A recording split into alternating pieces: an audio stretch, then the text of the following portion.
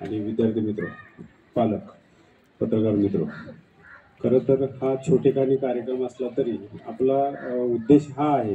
शस्त्र प्रदर्शन आपण गेल्या वर्षी ठेवलं होतं, यावर्षी जाणीवपूर्वक ठेवलेलं आहे. कारण बऱ्याच विद्यार्थ्यांना हा किल्ला कुठे आहे हे बऱ्याच लोकांना माहिती नाही.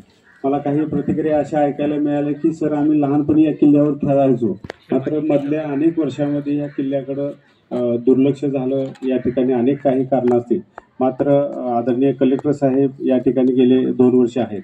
मी सिटी DYSP होतो आणि खऱ्या अर्थानं माननीय कलेक्टर साहेबांच्या मार्गदर्शनाखाली खूप चांगल्या पद्धतीनं डेव्हलपमेंट चालू आहे. आणि याच्यामध्ये सर्वात मोठं श्रेय आहे या नंदगिरीच्या किल्लेदाराचं, जे गेले 1.5 वर्ष मनापासून या ठिकाणी कोणताही स्वार्थ, कोणतीही प्रसिद्धी अपेक्षित न ठेवता मनापासून काम करत आहेत आणि एक दुर्लक्षित असलेल्या किल्ल्याला खरं पुनर्जीवन घडवून आणण्याचं काम त्यांनी केलेलं आहे.